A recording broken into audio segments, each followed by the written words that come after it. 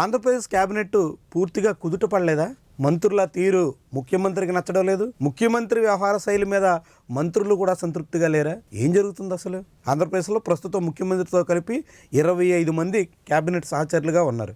అందులో ఇప్పటికే మంత్రుల వ్యవహార శైలి సక్రమంగా లేదు, రిపోర్ట్లు అడిగితే కూడా ఇవ్వడం లేదంటూ చంద్రబాబు ప్రతిసారి క్యాబినెట్ భేటీలో అసంతృప్తిని వ్యక్తం చేస్తున్నారు. సరిగ్గా అదే సమయంలో ముఖ్యమంత్రి నారా లోకేష్ వ్యవహార శైలి వల్ల అనేక రకాల సమస్యలు వస్తున్నాయని మంత్రులు అభిప్రాయపడుతున్నట్టుగా కథనాలు వస్తున్నాయి. ఇప్పుడు మనం ఈ కథనం కూడా చూడొచ్చు. ఇది జమీన్ రైతు అనేటువంటి ఒక పొలిటికల్ పత్రిక రాసినటువంటి కామెంట్. ఇందులో చాలా కీలకమైనటువంటి వ్యవహారాలు. ఆంధ్రప్రదేశ్ క్యాబినెట్లో ఐఏఎస్లకు కూడా చాలా పెద్ద సమస్యగా మారుతుంది. ముఖ్యమంత్రికి సమాచారం ఇవ్వకుండానే కొన్ని విషయాల్లో లోకేష్ కార్యాలయం నుంచి అధికారులకు ఆదేశాలు వెళుతున్నాయి. సరే, ఆంధ్రప్రదేశ్లో పెదబాబు సంబంధం లేకుండా చిన్నబాబు కార్యాలయం నుంచే నేరుగా అధికారులకి ఆదేశాలు వెళ్ళిపోతున్నాయి. ఇది సీనియర్ ఐఏఎస్లు కూడా పెద్ద సమస్యగా మారింది. అయితే ఈ ఆదేశాలను లోకేష్ కార్యాలయం నుంచి వస్తున్నటువంటి నేరుగా సీఎంఓతో సంబంధం లేకుండా వస్తున్నటువంటి ఆదేశాలను పాటించడానికి మంత్రులు అధికారులు సిద్ధపడడం లేదు. గతంలో చంద్రబాబు నోటి నుంచి మాట వస్తే అదే ఆదేశంగా అధికారులు భావించేవారు. ఇప్పుడు రాతపూర్వకంగా ఉత్తర్వు ఇస్తేనే సంతకం పెడతామని భీష్మించుకుంటున్నారు. అధికారులు కూడా ప్రభుత్వానికి పూర్తిగా సహకరించడం లేదు. పొరపాటున జగన్ అధికారంలోకి వస్తే కేసులు చుట్టుకుంటాయని, జైలుకు వెళ్లే ఉద్దేశం తమకు లేదని నెక్కచ్చిగా అధికారులు చెప్పేస్తున్నారు.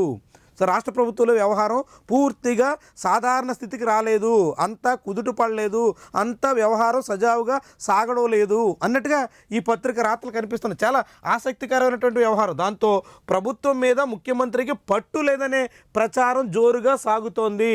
ఏకంగా ముఖ్యమంత్రి అంత అనుభవజ్ఞుడు చంద్రబాబుకే ప్రభుత్వం మీద పట్టు చెక్కలేదనేటువంటి ప్రచారం నడుస్తోంది. ఈ పరిణామాలు మంత్రులకు ఇబ్బందిగా మారాయి. ఏ మంత్రి కూడా సంతోషంగా లేరు. కీలక నిర్ణయంలోనూ తమను మర్యాద కోసం కూడా సంప్రదించడం లేకుండానే సాగిపోతున్నాయన్నట్టుగా అసంతృప్తితో మంత్రులు కనిపిస్తున్నారు. చివరికి మంత్రి సంతకం కోసం కూడా ఫైళ్లు రావడం లేదు. లోకేష్ ఆఫీసు నుంచే మంత్రులకు సంబంధించినటువంటి నిర్ణయాలు కూడా తీసేసుకుంటున్నారు. అచ్చెన్నాయుడు లాంటి సీనియర్ మంత్రికి సంబంధించిన వ్యవహారాలను కూడా లోకేష్ కార్యాలయమే చక్కబెడుతుంది. కార్యదర్శితో, ప్రిన్సిపల్ సెక్రటరీతో నేరుగా లోకేష్ మాట్లాడుకుని మంత్రితో ప్రమేయం లేకుండా నిర్ణయాలు తీసుకుంటున్నారు. దీనివల్ల అచ్చెన్నాయుడు చాలా చాలా అసహనంగా ఉన్నారు. ఇది ఈ పత్రికలో వచ్చినటువంటి కథనం. ఏంటి దీనికి సంకేతం? ఆంధ్రప్రదేశ్లో ఒకవైపు ముఖ్యమంత్రికి పరిపాలన మీద పట్టు చిక్కలేదని, అధికారులు కూడా ఆయన మాట వినడం లేదని, రాతపూర్వకంగా అన్నీ పంపిస్తేనే ఏ పనైనా చేయడానికి సిద్ధపడుతున్నారని, అదే సమయంలో లోకేష్ కార్యాలయం నేరుగా ముఖ్యమంత్రితో సంబంధం లేకుండా నిర్ణయాలు తీసుకుని ఆదేశాలు ఇచ్చేస్తుందని, దీని కారణంగా మంత్రులు చాలా అసంతృప్తితో ఉన్నారని ఈ పత్రికల్లో వస్తున్నటువంటి కథనాల సారాంశం. ఇది ఎక్కడి వరకు దారి తీస్తుంది, ఎలాంటి పరిణామాలకు కారణమవుతుంది, చాలా ఆసక్తికరం. వాస్తవానికి ఆంధ్రప్రదేశ్లో చంద్రబాబు నాయుడు చాలా అనుభవజ్ఞుడిగా, పాలనాధ్యక్షుడిగా, ఆయన పరిపాలన సక్రమంగా సజావుగా సాగుతుందని ఆ పార్టీ నేతలంతా, శ్రేణులంతా ఆశించారు. కానీ ఇప్పుడు చంద్రబాబు పరిపాలన లేదు. చంద్రబాబు తాను 1995 నాటి ముఖ్యమంత్రిగా మారతారని కూడా చెప్పుకున్నారు. కానీ ఇప్పుడు 95 కాదు కదా, 2025 నాటికి ఆయన పాలనా తీరు ఏ మాత్రం పాలన మీద పట్టు సాధించే రీతిలో లేదు అన్నది ఆయన పార్టీ నేతల్లోనే, శ్రేణుల్లో ఉన్నటువంటి అంచనా.